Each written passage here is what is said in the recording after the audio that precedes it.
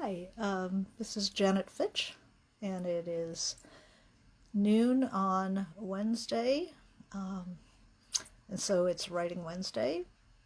Last week there was no Writing Wednesday because there was a attempted coup in the takeover of the United States Capitol, and just there was no way I could focus to do this. And today, Congress is introducing articles of impeachment, and it is a wild day.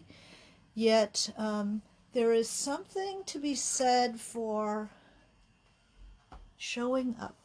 I think that writers of every type and style and content will recognize that showing up to the page, showing up for yourself, showing up for the cause of art, showing up even in crazy and fragmented times. I mean, that's the goal. It isn't always achievable. I've got to say I have gotten very little done this week. Just on the news 24/7. I'm completely drained from it. And, I keep trying to pull back onto firmer ground, So how do you do that? Well, one of the things that has been extremely helpful is knowing that my, tracking down every single arrest, my, being on top of every outrageous phrase is not, it's not consuming news at that point. It's not informing myself. It becomes some kind of other obsessionality.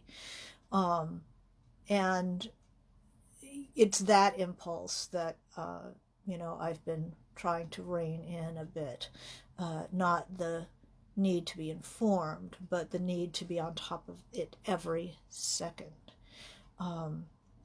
It's a voyeurism that, it's a it's democracy, but then it tips over and is unhelpful to me, to you, to anybody.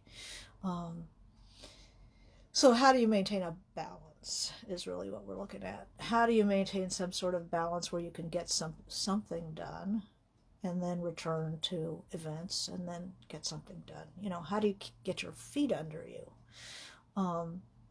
And something I want to put out there, a poet here in LA who does wonderful meditations. If anybody took my Writing from the Senses class, weekend intensive, she did the meditations. Peggy Dobreer is offering free 20-minute meditation sessions online every morning until Inauguration Day.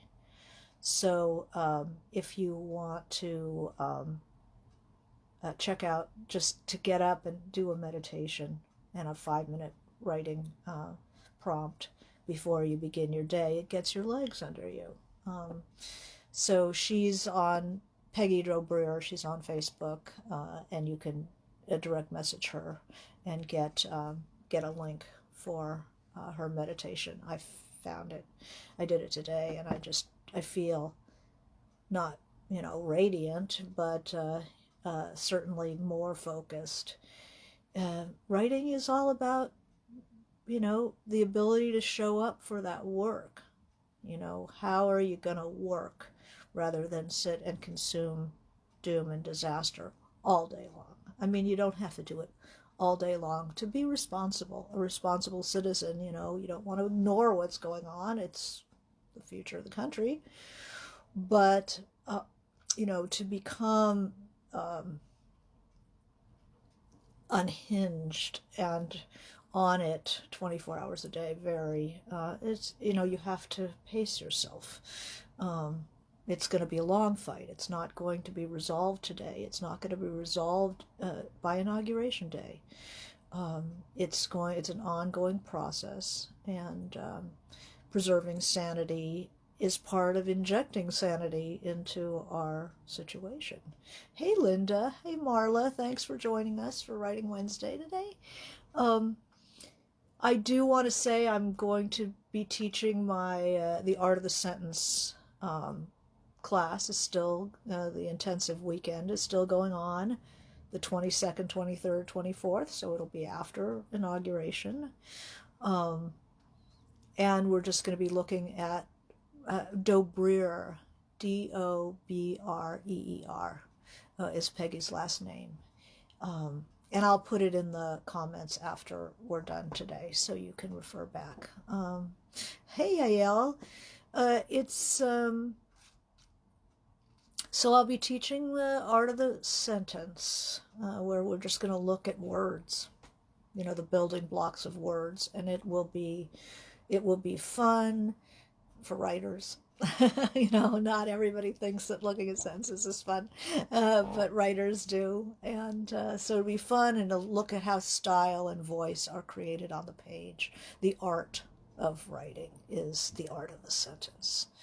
So that's coming up. And Peggy Dobreer will do, some guided meditation even for the weekend. She's going to be, she's just fantastic. Poets have a sense of the world that we all could get a little bit more of that vision, thinking a little differently, sets us up really well. I'm open today. I didn't want necessarily to have a topic. It seemed unnecessary to pick a craft topic right now, because now we're in an emotional, fragmentation, chaos, sorrow, anger, in this stew pot right now. So sometimes you can't be expected to just carry on as usual. We're just talking about putting our feet on the ground. One book that I'm reading that has been really interesting in these times is it's a book called The True Believer by Eric Hoffer. It was written in the 40s, maybe in the 50s. Let's see. And this guy, 51, he was a stevedore, but he was a natural philosopher, and he was thinking about what is the true believer. These people, as we've seen, storming the Capitol and believing that the election and Democrats are eating babies, and really the extent of this fantasy world that they're living in, and what kind of he thought a lot about who is susceptible to this kind of movement. He was in 51. The rise of Nazism was very, very recent. The rise of Russian communism, Stalinism, that kind of belief. Early, talking about nationalism and Christianity, these in many cases excluding reality in favor of, what does this belief do for people? Why are they, who is susceptible? And he was saying there's more in common. An extreme leftist and extreme rightist actually have more in common than a sober liberal or conservative. There's just, the pulls apart in the personality type. Whereas extremism, it's the leap from one extremism to another extremism isn't that far, which is why, say, evangelical Christianity is, extreme of that, and the extreme of the political alt-right is, wasn't that big a jump. And I don't know, I think that some of the evangelical churches are thinking about that right now. Uh, you know, they're starting to go, this isn't what we believe, and how did this progression happen? Hoffer is really interesting, and but in terms of just, keeping how are you doing, keeping your feet on the ground? Oh, Marla was saying, can we talk about style and voice a little bit? This is what my class, the weekend workshop, 22nd, 23rd, 24th, through the communityofwriters.org. If you want to sign up for it, there's still, it's still open. Enrollment is still open. Style is all in the sentence. It's it's like one word up against another. People don't read a book. They read a sentence, and they read another sentence, and they read another sentence. And so when people say, a book is well written, they mean that there's a pleasure in reading in the actual moment of reading, not just what's going to happen next, what's going to happen next. That's storytelling. This is the art of one word after. How do the two words interact? If you put the sodium and water together, then what happens? Boom. Or does something just sog up like paper and water? Voice is an aspect of style. You could call it the kind of the personality side of things, voice. Point of view, I might talk about point of view a bit, like what's the difference? Why would you choose first person, third person? What about that? Not only the distance that you get, but the way you construct a sentence, the vocabulary, the diction. We're going to talk about diction, which is the type of words that a character uses or that a narrator uses. If a bartender is relating is your protagonist and relating an incident at the bar, where would you pitch the diction? The metaphors, the word choice would be related to working in that bar. Something might be a cocktail of something, or bitter as Angosturas, or the selection of language would be related to character. But it also has to do with rhythm. People don't often think about the rhythm of their sentences, but it's what makes a difference when you read various authors, that you can recognize immediately who wrote that, is in the rhythms of the sentences. And we're going to look at how you construct rhythm in sentences. I'm going to look at what I call crunchiness of language, which is language that is in itself interesting. It's interesting to say it out loud in your mouth. You can feel the difference between oatmeal and Cracker Jacks, the kind of the spice level, as well. And there can be very simple, delicate flavors, if that's the style. But what's the difference between simple, delicate flavors and just bland nothing? So we're going to explore language on the level of how it feels in the mouth, how it feels in the ear, kind of the micro level, the microflora of writing. And style is it's what will your reader could open that book anywhere and go, oh yeah, that's a Marla Miller story. That's a Marla Miller book. From the sentences. It's like anybody, you can open a bit of Hemingway and you go, yep, that's Hemingway, or a somewhat related to Hemingway type of writer. Maybe McCarthy similar in certain ways, or can be. Carver can be very similar. You can look at Gertrude Stein and see Hemingway in that style. So we're going to look at that. Or the long sentence, Faulkner. You can open Faulkner anywhere and go, oh yeah, it's Faulkner. It's the length of the sentence, it's the rhythm, it's the diction. Faulkner will never be mistaken for Hemingway on the page, no. Woolf, you can generally tell Woolf.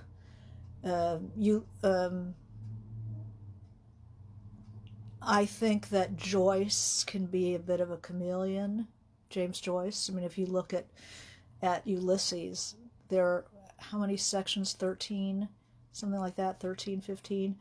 Each one of them written in a different style. I mean, that guy had energy to burn. And he was just swinging from the chandeliers. He could do everything. And yet there is a Joycean style that you can, he rams words together, and Dylan Thomas does too.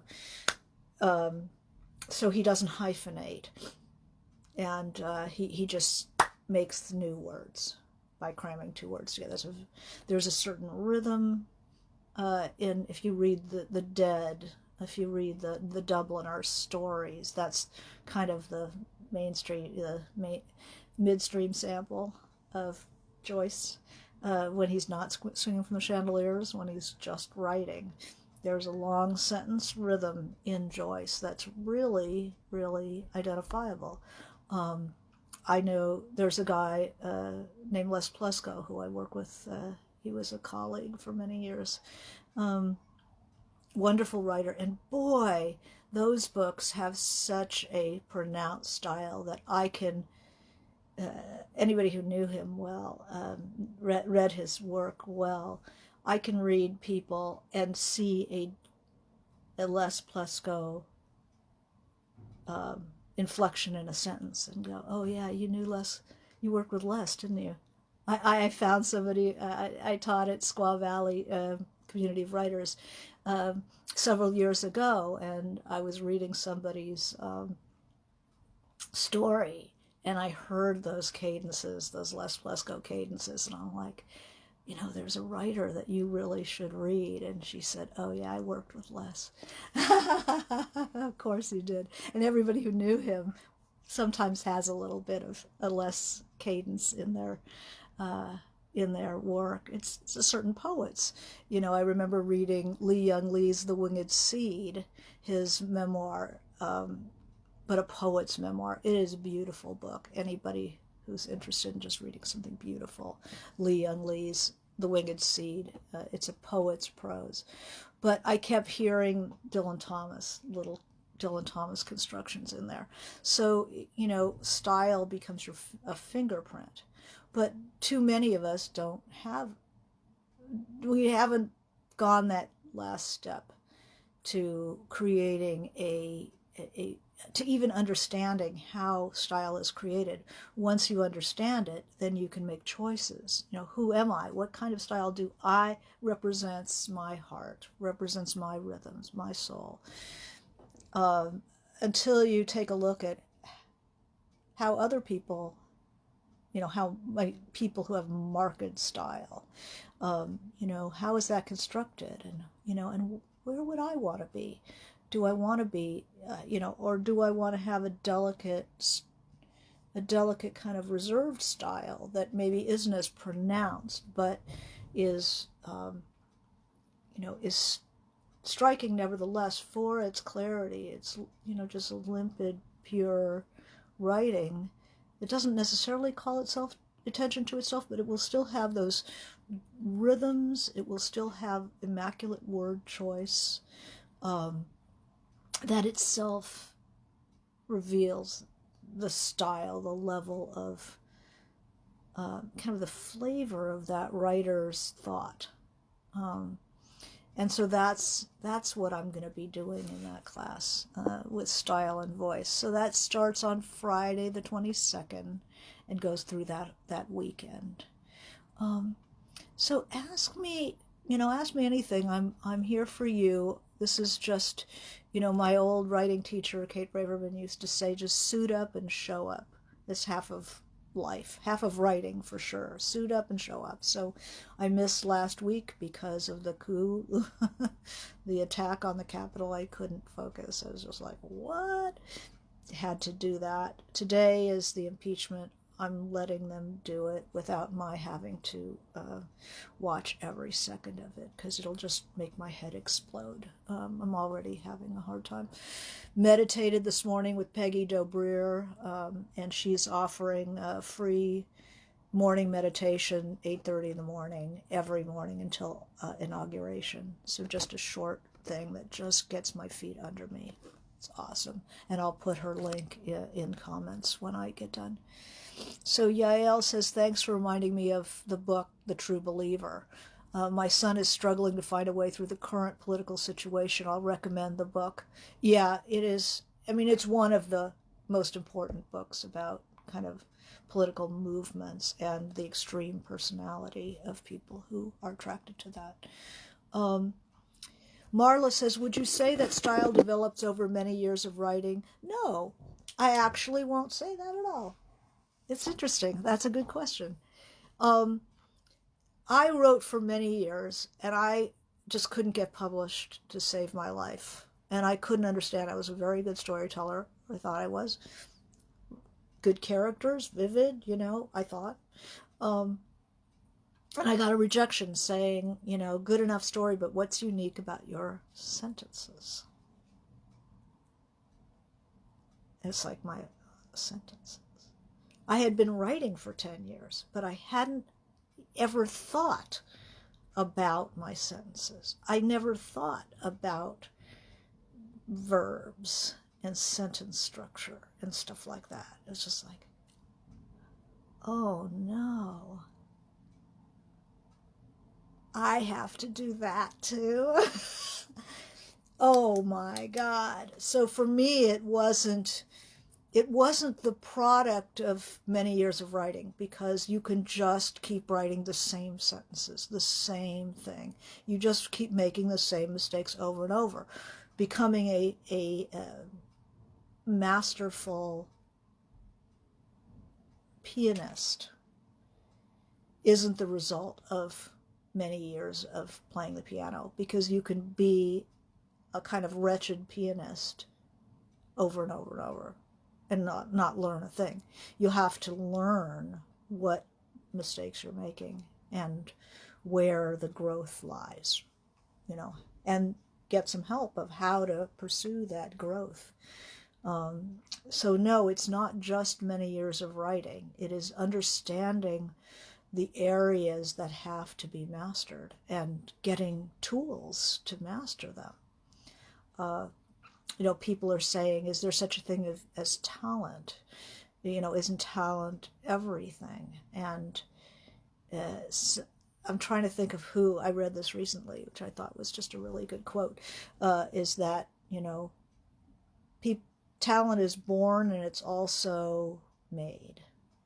That, some people are born talented, but there's also that they have to develop towards mastery, and it's also a bit Calvinistic. I don't like that kind of preordained thing, because I know that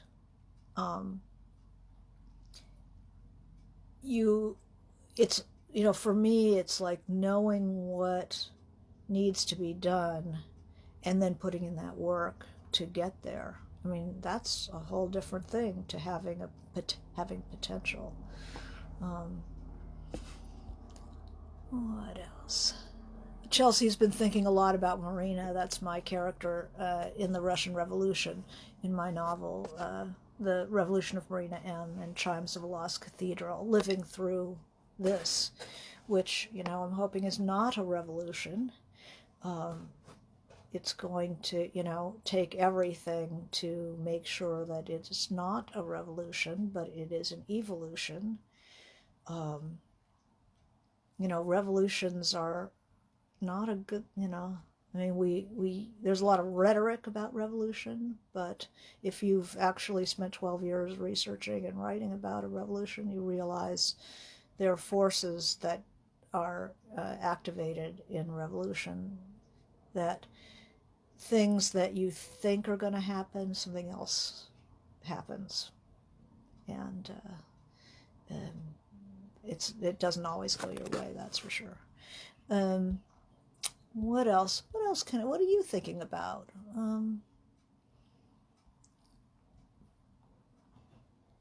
But style, I think, is developed by the writers. It's like, does personality have a flavor? I think it does, and the style reflects the personality and interests, education, forebears, who influenced you as a writer as you were developing. And style expresses your flavor. So there's a lot of, like any other kind of art form, people imitate other people. The idea of influence is really interesting. Artists often hate to say that they were influenced by so and so. The agony of influence, it's called. I think somebody wrote a book about that. And I think that you're joining a conversation that's been going on for centuries, and it's good to know, who's been talking before you start talking. Everybody's going to be influenced by the people who they love, right? You read something that you love. That's an expression of you. That's a mirror to your own interests, concerns, and the fact that you're affected by by the writing you love I don't think of it as an imitation in a negative way, as it is learning. And you take somebody you tend to vibrate with somebody whose interests and concerns and attitudes about writing reflect your own. So you read them and you go, yeah, that's what I love, that kind of language. Then you go through a period where except for in writing, for some reason, writers seem to miss this part, but usually every other art form, poetry and painting, and you have the person that you just, oh my God, that's real writing, or that's real this is the kind of poet I want to be. And then you'll go through a phase of imitation where you're cranking out the fake Faulkner, the fake Dylan Thomas, the fake Rembrandt, the fake Picasso, whatever. You're imitating. But then your own, as you get better, you'll find without even any effort, it starts to change. It starts to become more unique to you and your own voice. So maybe you started out as a fake Hemingway, but as you wrote, other flavors started coming through, that aren't Hemingway. A love of a certain kind of construction, a certain kind of sound that might not be at all Hemingway. So then you start, the writer starts kind of morphing through that style into their own style. And yeah, you probably can trace back, Stein in Hemingway, but it isn't identical. It isn't identical. Hemingway's concerns were different. His education was different.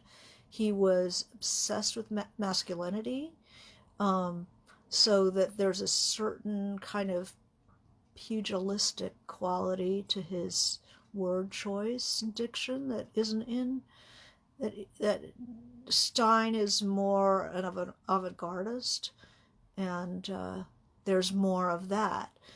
I don't see anything wrong with trying out. I mean, we're going to try out different stylists just to understand what they're doing and to see how we like their approach, their style, their diction. And I'll be doing people, they're short sentence people, long sentence people. You know, I've said that American literature is divided into the short sentence people and the long sentence people, or we could say the failed poets and the failed journalists. You know, so generally you get the long sentence people. Forebears are like Dostoevsky, you know, their forebears are, you know, you'll see Joyce Carol Oates, you'll see Faulkner, you know, you'll see those long sentence people. And then you'll see the short sentence people who come, you know, via Hemingway, via Gertrude Stein, Carver, Cormac McCarthy, or at least some of his stuff, and Didion, Styron on the long sentence. You know, you can kind of divide a lot of American literature into that. So we'll be looking at different stylists and how do they do it and what interesting things and learning, so that when you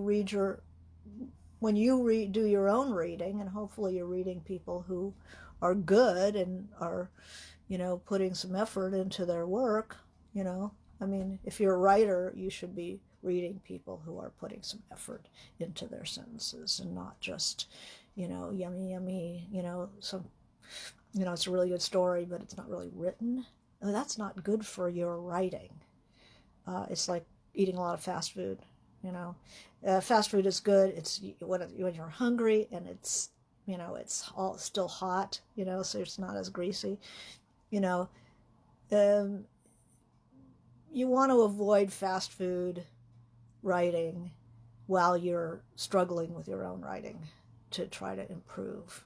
The more really good writing you can read and analyze and look at those sentences and ask yourself how they're doing it. Give it a try. Can I write an Andaje paragraph? You know, what would that be like? You know, to write a Witterson paragraph, you know?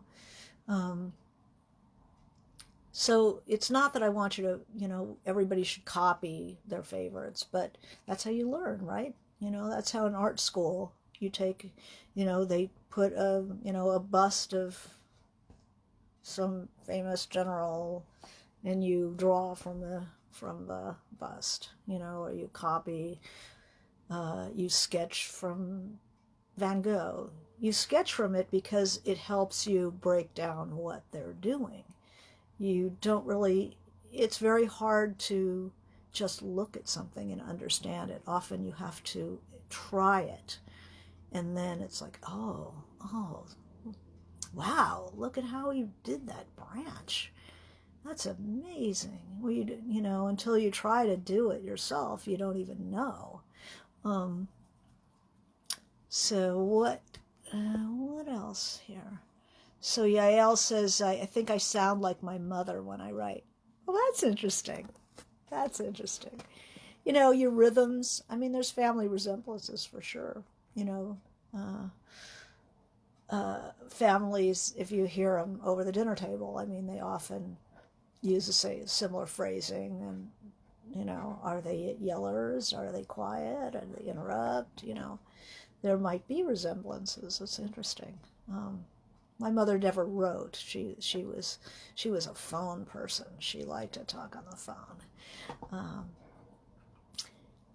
She never wanted a record of anything.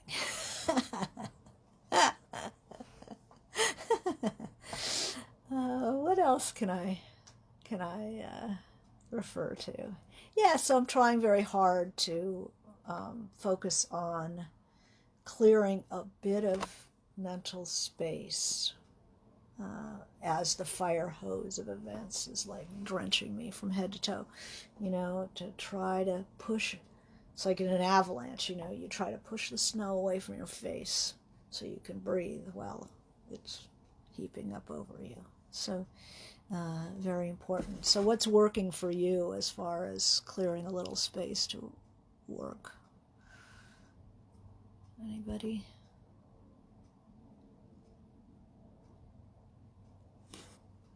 Well, it's been a hell of a week. No end in sight. So this is the way it's going to be for a while. And it's really important to try to get your feet under you. My office is a complete mess because I've been so distracted and chaotic. And when I did the meditation this morning with Peggy Dobrir, I was looking, we were supposed to look each way and focus on something in your space, and know, what sticks out for you. And as I was doing that, I just really, for the first time, saw what a mess I'd created in here the last week. No wonder I'm having a hard time writing. So, hey, Peggy. So this is Peggy Dobrir, who just checked in. And I will put a link so that you can do her meditation. It was phenomenal. So sometimes just getting your feet under you, cleaning up the office, your workspace, seeing if you can cut the chaos a bit. Just get a few inches of clear space, so that you're not just whipping around in the wind. And getting a little work done does ground you. And this is going to be an ongoing process. It's not going to be over at Inauguration Day. It's not going to be over, February. It's just going to roll on. And if you want to try to just get your feet on the floor a little bit, clear off a little space, get like a half an hour's work done, even if it's just an exercise, will make you feel more grounded. And that little bit of productivity will help you from that complete absorption in the minutia of the moment. The news it's essential to follow the news, but it is not essential to drag the internet to say, did anybody get arrested yet? Who got arrested next? What are they going to do with this guy? That's not you're no longer producing anything, you're just consuming news, and not even news, because you're looking for something new. And that works only in favor of the social media platforms. When you're trolling Twitter for what's new, that's the way it's set up that way, is that you're going to stick on there hour after hour after hour looking for no-fly list videos, or looking for, who's been arrested next, and that's what I've been doing for the last week, is just like each step of the way. And better off getting something done, try to clear some space, and then absorbing the news, and then staying off the moment by moment. You're not the FBI. You're not, in law enforcement. You're not going to be prosecuting these people. You don't need to know minute by minute. So this is my self-talk. This is what I tell myself. I have been telling myself all day, every day. I'm not just telling you this off the top of my head. This is what I do. So trying very hard to be a bit productive, accept that it's not going to be over today. So we're not going to, it's just going to roll on. And if I get absorbed in it, on the moment by moment level, I'm doing nobody any favors. I'm not doing myself any favors. I'm not doing my government any favors. I am not doing, my fellow man any favors. You know, I'm here to create something. That's what I do. I made I do the collages that help me, and I've got one that just says make something and has artists that I like making, doing their art. There's Calder, there's Louise Bourgeois and Louise Nevelson, Patti Smith. I've got a couple of actors in there. And then I've got Elaine de Kooning, a painter, abstract expressionist painter, Bryce Marden. And I have people dancing. People dancing with their eyes closed, couples. And writing to me is that place of very delicate, sensitive communication that a dance is. That kind of dancing, slow dancing in the kitchen kind of dancing. That it requires that kind of contact, that kind of quiet. So I have that like right on my desk. I'll show you the over-the-shoulder shot. There it is. Make something. There they are. And I've got that right in front of me to keep me company during the day. So any last minute questions?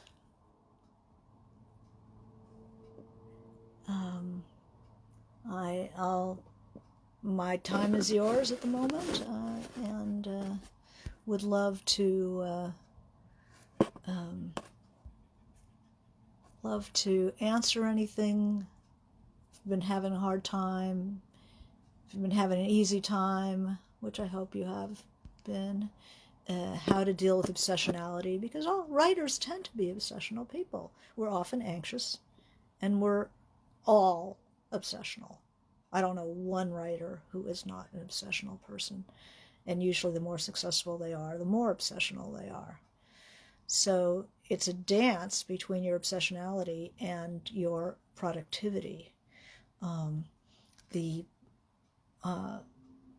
You can't be productive if you are obsessing about anything, about other things, obviously.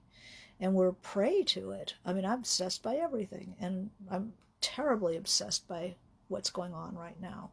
But it's doing me no good. It's doing anybody else no good whatsoever.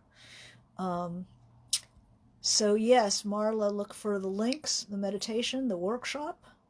That's wonderful. So Leslie says, is there a way you can commit to your writing each day? That's right.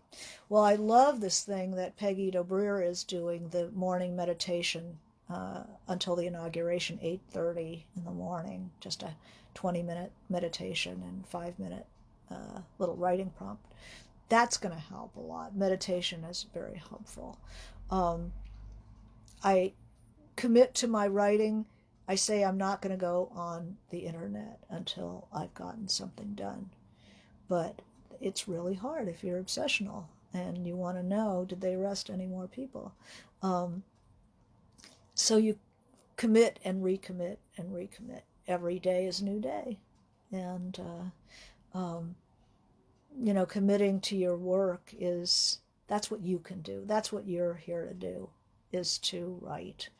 And you're not going to help Congress by obsessively watching. They're doing it today, and I just know my head will explode if I have to listen to some of those people. Even though it's what's happening, I'm going to have to get it in digest form tonight or throughout the day by asking people who are also obsessive, but don't, or maybe aren't as obsessive as me, so they can watch the whole thing and just get pieces of it rather than putting myself through that. Talk about the advantage of first-person narratives, Victor asks. First-person advantages are voice.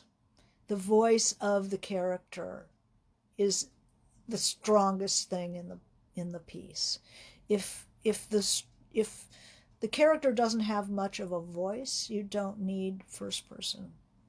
You'll be better off using your own voice in third person.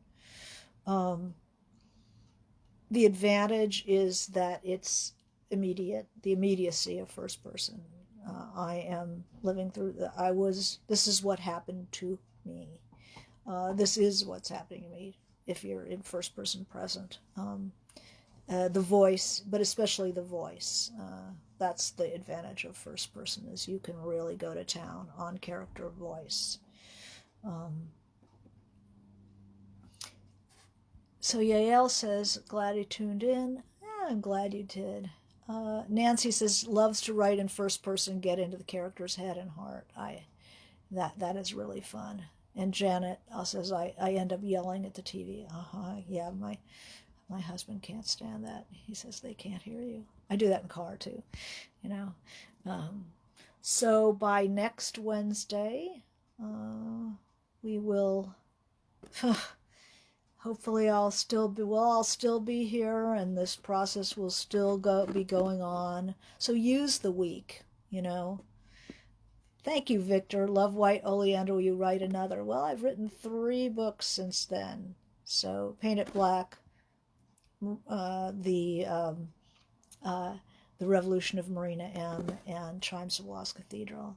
So and Paint It Black. So 3 more books, and working on something now that is just, you know, I keep trying to get to it, like swimming through the debris, you know, getting stuff out of the way and writing chapters and throwing them out. I've written like 3 chapters.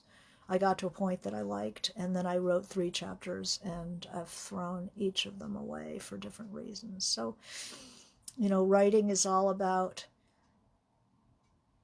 you know, you write on your, it's like you do it on your stomach in a funny way. You know, you feel, is this what I need? Is this what it needs? And then the disgust and the frustration is, look, no, this is not what I need. And this is not what I need. And this is not what I need. But by writing it and then throwing it out, I am getting closer to what I do need and seeing what I don't need. Whereas if I just sat there thinking about it, I would never get through that. So don't daydream your book, you know, write it and then be tough if it doesn't feel right. You know, ditch what doesn't feel right. But by daydreaming it, by thinking about it in the shower and taking walks and blah, blah, blah, you get nowhere because you're not writing. You're just thinking about writing. So think about it and then write it. And then if it's not right, you'll know once and for all. It's much better than sitting there wondering and, you know, overwhelmed by the choices and the indecision and all that. It's not good. Oh, I'm glad you finished Paint It Black. That was my punk rock book, 1980 punk rock. And very fond of that book. All right. Well, I think I've taken enough of your time. I will, and I will be taking questions for next week. So write to me, my at janetfitchwrites.com. That's my website, and there's an email form there for you.